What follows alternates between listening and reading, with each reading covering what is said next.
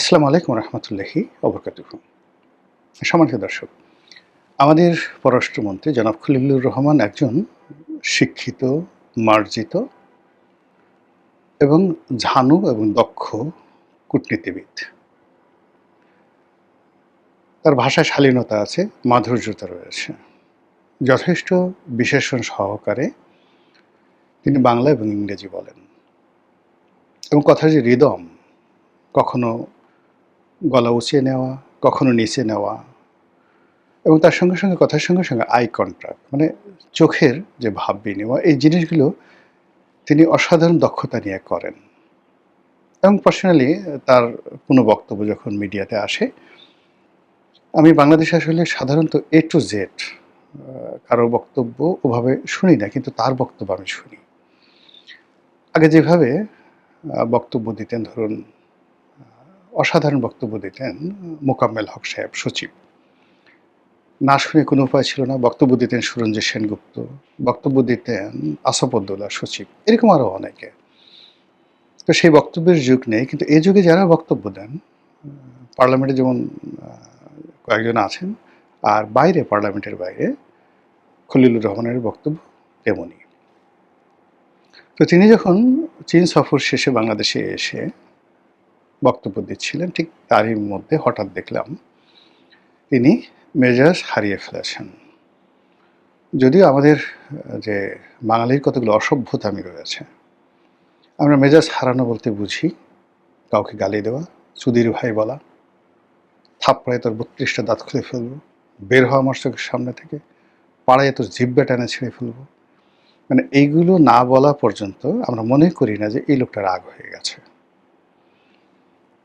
তারপর কারো গায়ে হাত দেওয়া নেওয়া পর্যন্ত, যেটাকে আঞ্চলিক ভাষায় বলা হয় কানপট্টি ফাটিয়ে দেওয়া, ৩২টা দাঁত খুলে ফেলা, জিহ্বা টেনে ছিঁড়ে ফেলা, ঘাড় ধাক্কা দেওয়া, অর্ধচন্দ্র, তারপরে পশ্চাৎ দেশে লাথি মারা, এই জিনিসগুলো কারোর সাথে ফিজিক্যালি না করা পর্যন্ত সেই লোক মোটামুটি মনে করে যে তাকে অপমান করা হয়নি। কিন্তু এটা তো অসভ্য বাঙালির চরিত্র। কিন্তু খলিলুর রহমান তো অসভ্য বাঙালি নন। তিনি জেনেটিক্যালি বাঙালি, কিন্তু লেখাপড়া, নাগরিকত্ব, বহুকাল বিদেশে বসবাসী, নানা যে বিষয়গুলো নিয়ে বিতর্ক আছে, সেই বিতর্কের মধ্যে তিনি এক অনন্য মানুষ। তার কাছে সেই পশ্চিমের সংস্কৃতি বলতে যা বোঝায় সেটাই আশা করে মানুষ।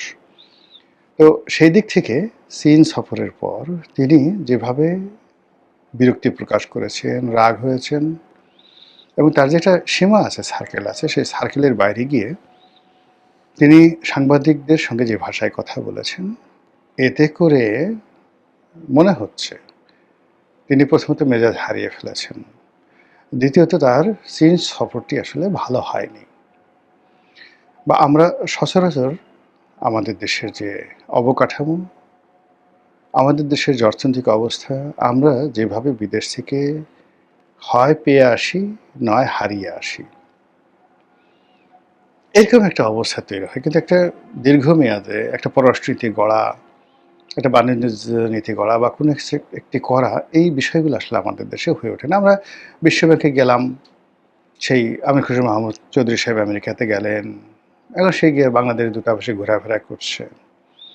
খলিলুর রহমান সাহেব আমেরিকাতে গেলেন, কোথায় কোথায় ঘোরাফেরা করেছেন সেটা বুঝতে হবে, দেখতে হবে। আমাদের এর আগে ইউনূস সাহেব গেছেন, ইংল্যান্ডে গেছেন, দেখাই করতে পারেনি কারোর সঙ্গে। তো এই হলো আমাদের বাস্তব অবস্থা।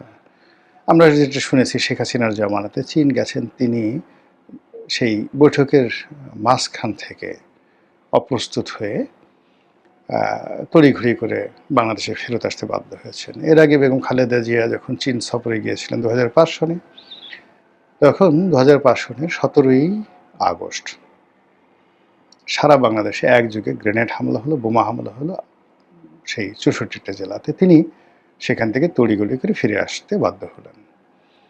তো সেই অর্থে এবারে যে চীন সফর, সেই চীন সফরের পর আপনি দেখুন, আমার আগের এই ভিডিওতে আমি বলেছিলাম যে এই চীন সফর আসলে ভালো হওয়ার কোনো সম্ভাবনা নেই, এবং এখানে আসলে সাংবাদিকদের সামনে এই মুহূর্তে এগুলো বলার কোনো দরকার ছিল না। প্রেস রিলিজ দিয়ে দিলেই ভালো হতো।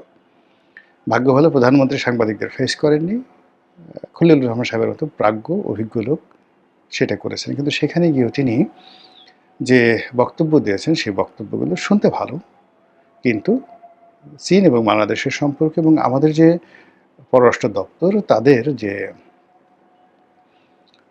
দক্ষতা অভিজ্ঞতা প্রাপ্তি এই বিষয়গুলো নিয়ে মানুষের মনে যে আত্মবিশ্বাস সেই আত্মবিশ্বাসটা তলানিতে চলে গেছে।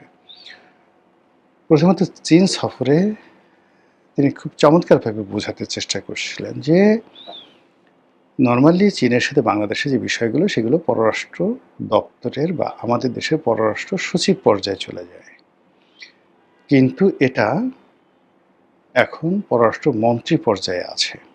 ভালো কথা, বাংলাদেশের ফাইলগুলো সচিবের দরবারে না থেকে এখন সেই ফাইলগুলো পররাষ্ট্রমন্ত্রীর দপ্তরে চলে গেছে এক ধাপ। আর চীনের যে পররাষ্ট্রমন্ত্রী তার দপ্তরে চলে গেছে। ভালো কথা, কিন্তু এই সফরের সময় চীনের পররাষ্ট্রমন্ত্রী কোথায় ছিলেন? কারণ এটা তো মেইনলি এই মুহূর্তে যা কিছু ইনিশিয়েট হচ্ছে পুরোটাই বাংলাদেশের মানে ministry of foreign affairs MOFA এবং চীনের মোফা। তো সেখানে চীনের পররাষ্ট্রমন্ত্রীর উপস্থিতি তো খুবই জরুরি, নাম্বার ওয়ান। সে ব্যাপারে তার এই বক্তব্যটা মানে তিনি যেটা বলছেন এটা মানে এখন সব কিছু চীনের পররাষ্ট্র মন্ত্রণালয় দেখছে, সেখানে মন্ত্রী নেই, প্রেসিডেন্ট আছে কিন্তু মন্ত্রী নেই। মন্ত্রী কোথায়? মন্ত্রী ভারতে। দ্বিতীয়ত তিনি বোঝানোর চেষ্টা করছেন যে চীন আর আমাদের মধ্যে পার্থক্য কতটুকু। আমাদের আনুমানিক জিডিপি মানে অনলি 500 বা $550 বিলিয়ন, আর সেখানে চীনের যে GDP trillion trillion trillion dollar, তাদের যে বাজেটে উদ্বৃত্ত সেটি কয়েক ট্রিলিয়ন ডলার। এটা এই সমসাময়িক পৃথিবীতে কল্পনাই করা যায় না। উনি যেটা বললেন যে এইরকম অর্থনীতি যিনি মেনটেন করেন তিনি সে দেশের অর্থমন্ত্রী, সে দেশের সেন্ট্রাল ব্যাংকের গভর্নর এবং যিনি সর্বেসর্বা তিনি হলেন চীনের প্রেসিডেন্ট শি জিনপিং। তো মিস্টার শি জিনপিং তিনি তার পরিষদবর্গকে নিয়ে এই যে এত বড় একটা বিরাট বৈঠক করলেন, ইট মিনস আপনাকে বুঝতে হবে যে আমাদের সক্ষমতা কোন পর্যায়ে, আমাদেরকে কোন পর্যায়ে ট্রিট করছেন। আরে ভাই, আমরা তো এখন আর সেই তলাবিহীন ঝুড়ি নেই। তো এখন আমার বক্তব্য হলো জনাব খলিলুর রহমান, তলাবিহীন ঝুড়ি মানে একটা ঝুড়ি আপনার আছে, তলা নাই, কিন্তু এই মুহূর্তে আপনার কি ঝুড়ি আছে? তলা তো দূরের কথা। মাই কোশ্চেন ইজ দ্যাট আপনার যেটা ঝুড়ি আছে, একটা বাস্কেট আছে, হোয়ার ইজ দ্য বাস্কেট? যেখানে আইএমএফ 3টি কিস্তি আওয়ামী লীগ জমানাতে দিল, স্বৈরাচার ফ্যাসিস্ট। ইউনূস জমানাতে 2 বছর আইএমএফ কিস্তি দিল না, তারা বলল নির্বাচিত সরকার আসলো। নির্বাচিত সরকার আসার পর তারা নেগোশিয়েট করবে, নির্বাচিত সরকার চেষ্টা করলো, তারা পুরো ঋণ চুক্তি আওয়ামী লীগ জমানাতে যে ঋণ চুক্তিটা হলো সেই ঋণ চুক্তিটা বাতিল করে বলল নতুন করে অ্যাপ্লাই করো। এর মধ্যে ঝুড়িটা কোথায় বলেন? গত 18 মাসে বাংলাদেশে যে দুর্নীতি হয়েছে, আওয়ামী লীগ সরকারের সাথে কয়েক গুণ বেশি দুর্নীতি হয়েছে 2025 সনে। এটা টিআইবি রিপোর্ট। আর সুইস ব্যাংকে বিগত দিনগুলোর চাইতে, অর্থাৎ যদি আপনি ধরেন 2024 অথবা ধরুন 2023, এই সময়টাতে বাঙালিদের যে ট্রানজ্যাকশন ছিল, স্থিতি ছিল, আমানত ছিল, তার চেয়ে 41% বেড়ে গেছে। আচ্ছা বলেন তো, ডক্টর মোহাম্মদ ইউনূস এবং তার যারা লোকজন এরা কয়জন ছিল? আসিফ নজরুল, রেজওয়ানা, তারপর অন্যান্য যে সমস্ত ফজল কবির খান, এসব মিলে কয়জন লোক? কিন্তু সারা বাংলাদেশের পথে ঘাটের মাঠের যা কিছু নিয়ন্ত্রণ, এর 90% ছিল বিএনপির হাতে। তারপর হয়তো 8% ছিল যাকে বলা হয় জামাতের হাতে, 2% চ্যাংড়া পোলাপানের হাতে। এই মানুষগুলো এই যে টাকা পাচার করে পুরো বাংলাদেশকে যে ফোকলা করে দিল, এর দায়-দায়িত্ব কি পুরোটা ইউনূসের? এই দায়-দায়িত্ব যেভাবেই বলেন না কেন, যদি ইউনূসের দায়িত্ব হয়, খলিলুর রহমান সাহেব তার দায় এড়াতে পারেন না। যদি জামাতের হয় আর বিএনপির হয়, তাহলে তো তাকে এর জবাবদিহি করতে হবে। আর এই কারণে, এই ফোকলার কারণে যদি মেনশন করে সরকারের সক্ষমতা নিয়ে, সততা নিয়ে, অনেস্টি নিয়ে, বিশ্বব্যাংক, টিআইবি, এই যে টোটাল গ্রুপগুলো যদি এই কাজগুলো করে থাকে, তাহলে আমার যে তলাবিহীন ঝুড়ি, বটমবিহীন বাস্কেট, বটমলেস বাস্কেট, বটম আমার দরকার নেই, আমার ঝুড়িটা দেন আপাতত। ঝুড়িটা বটম দরকার হলে আমি কাপড় দিয়ে তৈরি করে নেব, আগে আমার ঝুড়িটা দেন। ঝুড়িটা কই? তৃতীয় উনি একটা কথা বলছেন, যে সাংবাদিকদের বলছে যে, ভাই এইভাবে প্রশ্ন করেন না, আত্মসম্মানে লাগে, বোঝার চেষ্টা করেন আমরা কোথায় আছি। তারপর উনি বললেন যে এটা একটা গণতান্ত্রিক সরকার, এই গণতান্ত্রিক সরকারের যে অবস্থা, জনগণের দ্বারা নির্বাচিত সরকার, তাকে বুঝতে হবে। ভাই খলিলুর রহমান, তা তো সুন্দর করে বুঝলাম, তো আপনি যে গণতান্ত্রিকভাবে নির্বাচিত সরকারের যে বড়াই করলেন, সেক্ষেত্রে you yourself is not elected by the people, of the people, for the people. You are appointed by dash dash dash, selected by Dr. Yunus and Gong, then carried by Janab Tarek Rahman and his government. কোথায় যাব বলেন? ঝুড়ি কোথায়? এখন ওই যে সাংবাদিক, আমাদের ওখানে যারা আমাদের দেশে সংবাদপত্রে আসে, অনেকে মালিকের পারপাস সার্ভ করে, অনেকে দলের পারপাস সার্ভ করে, ঠিক ওইভাবে ব্যাকবোনওয়ালা যারা লোকজন আছে, ওরকম লোকের সংখ্যা খুব কম। কিন্তু এই প্রশ্নটা আপনি যেভাবে কথা বলেছেন, এটা যদি নুরুল কবির সাহেবকে করতেন এই প্রশ্ন, তাহলে সে আপনাকে কি প্রশ্ন করতে আপনি কল্পনাও করতে পারতেন না। Not even out of your imagination. আমি আপনাকে বলবো যে আপনি এই চীন সফর নিয়ে একটি সাক্ষাৎকার দিন নিউ এজের সম্পাদক জনাব নুরুল কবিরকে, অথবা জনাব নুরুল কবিরের সঙ্গে একটা টেলিভিশন টক শোতে আপনি বসেন, ইভেন তার নিউ এজ একটা সাক্ষাৎকার দেন, আমরা সেটা একটু দেখতে চাই। তাহলে আপনার গণতান্ত্রিক শক্তি এবং আপনি চীনে কী করে এসছেন সেটা এবং উত্তরগুলো আমরা জানতে পারব। তো এই যে জিনিসগুলো হচ্ছে, এই জিনিসগুলো হচ্ছে আপনারা যারা সরকারের এই পররাষ্ট্র মন্ত্রণালয়ে আসছেন, আপনি আছেন, হুমায়ুন কবির সাহেব আছেন, শামা ওবায়েদ ম্যাডাম আছেন, তিনজনই আছেন।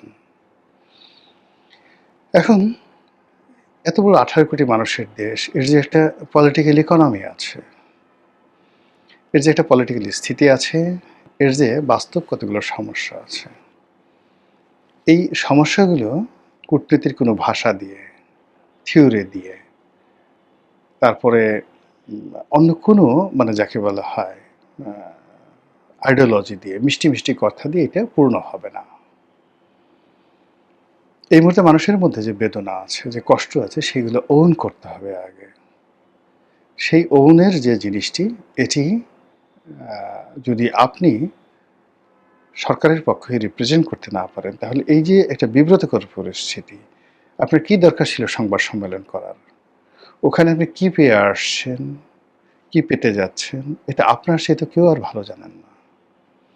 আপনি বলতে আসছেন যে কথাগুলো, সেটা হলো আমাদের দেশে এখন মানে কি আছে, হে ক্ষুদিত বন্ধু মোর তৃষিত জলধি, এত জল বুকে তবু নাহি তৃষ্ণার অবধি। এখন ক্ষুদিত বন্ধু, বাংলাদেশ ক্ষুধা এবং যন্ত্রণার মধ্যে আছে, বাংলাদেশ বেকার সমস্যার মধ্যে আছে, পুরো সমাজটা আনস্টেবল হয়ে আছে। সেখানে আপনি রোড অ্যান্ড বেল্ট ইনিশিয়েটিভ চীন নিচ্ছে, ওটার জন্য আপনি 5 বছর অপেক্ষা করবেন। আপনি চীনের সঙ্গে বাংলাদেশের যে ব্যবসা হচ্ছে কতটুকু জানেন? চীনের কোন কোন বন্দর থেকে কোন কোন পণ্য বাংলাদেশ থেকে আসে? সাংহাই থেকে চিটাগং ভাড়া কত? ট্রানজিট টাইম কত? ডালিয়ান থেকে কত? কিংডাও থেকে কত?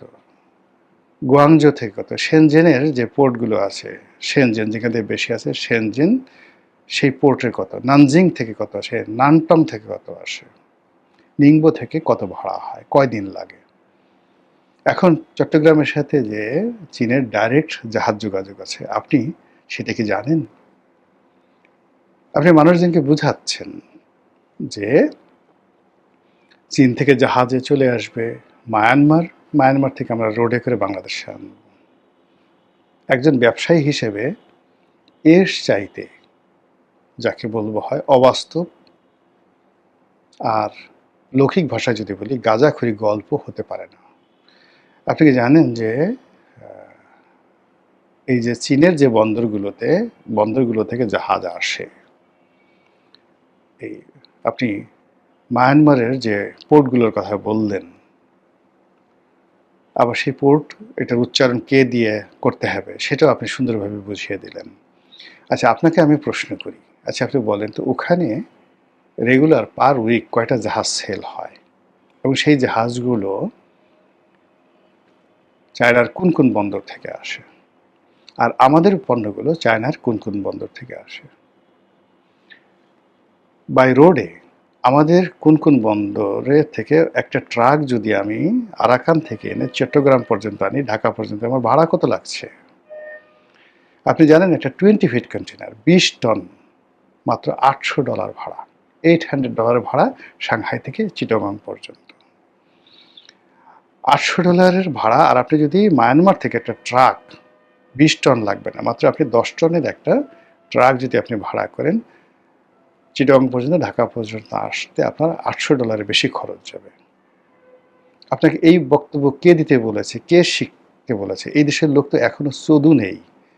আমরা যারা ব্যবসা করি এই শহরে, আমরা কখনো আমেরিকার টাকা নেইনি, কখনো বিএনপির লোকদের গালাগালি খেয়ে একটা চাকরির জন্য নির্লজ্জ হয়ে বিএনপির পিছনে ঘুরিনি। আমরা সেই চাকরির, অপমানজনক চাকরির টাকা দিয়ে কোট টাইপের ঘুরিনি। এই দেশে আমার মতো মানুষ মাথার ঘাম পায়ে ফেলে চীনের প্রতিটি শহরে বন্দরে, কোরিয়া থেকে শুরু করে বাংলাদেশের যেখানে যেখানে ইম্পোর্ট আছে, বাংলাদেশের যেখানে যেখানে এক্সপোর্ট আছে, এরকম অন্ততপক্ষে কয়েক লাখ শিক্ষিত মানুষ আছে যারা সমস্ত ট্রেড অ্যান্ড কমার্স মুখস্থ। কত ভাড়া, কত কস্টিং, কত কি এভরিথিং টু দি পয়েন্ট। একটা সেন্ট মানে ডলারের যে 100 ভাগের 1 ভাগ, সেই একটা সেন্টের হিসাব ও আমাদের মুখস্থ। তো আমাদেরকে যদি বলা হয় যে মায়ানমার হয়ে যে রাস্তা যাচ্ছে, সেই রাস্তা দিয়ে আমরা মাল আনবো কুনমিং হয়ে, এটা আপনি বুঝাইতে পারবেন টিডিক্কার বাবাকে, গ্রামের একজন অর্ধোন্মাদ পাগলা কিসিমের মানুষ টিডিক্কা। সারাদিন সে তার ছেলেকে নিয়ে ব্যস্ত থাকে, লেখাপড়া কিচ্ছু জানে না। টিডিক্কার বাবাকে যদি বলেন, সে একটু পাছা চুলকাবে, একটু অন্ডকোষের নিচে হাত দিবে, আর আপনার এই কথা শুনে বলবে হ্যাঁ কথা বটে, জ্ঞানী বটে, লেখাপড়া জানে বটে।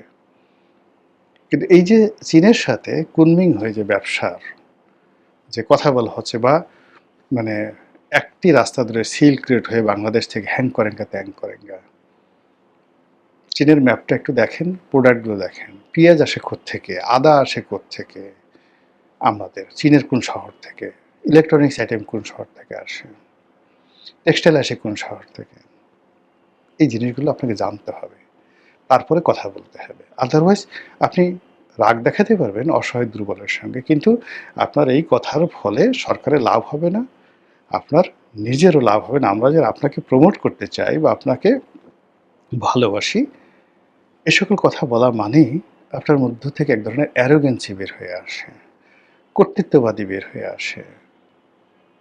অনুরোধ করব, যেখানে আসছেন থাকুক না, আর সংবাদ একটা প্রেস রিলিজ দিয়ে দিলেই যথেষ্ট, চীন থেকে আমরা এই করে আসছি, এই করে আসছি। কিন্তু মুখোমুখি আপনি যখন আসবেন, আপনার চেহারা শুরুতে কিন্তু একটা ভাব চলে আসবে, বিজয়ের ভাব চলে আসবে। আপনি ওখানে যে কটা হ্যান্ডশেক করেছেন, যে কটা ছবি আমরা ফেসবুকে দেখেছি, আপনি ভিডিওতে আপনার যে চালচলন দেখেছি, ওটা দেখে আমাদের যা বোঝার আমরা কিন্তু বুঝে গেছি। আমরা যেহেতু দেশের স্বার্থে কোনো কথা বলছি না। আপনি কেন আগ বাড়িয়ে এই কথাগুলো বলতে যাবেন? আপনার কল্যাণ হোক, আপনি ভালো থাকুন, আপনার শরীর স্বাস্থ্য ভালো থাকুক, মন মেজাজ ভালো থাকুক। আসসালামু আলাইকুম ওয়া রাহমাতুল্লাহি ওয়া বারাকাতুহু।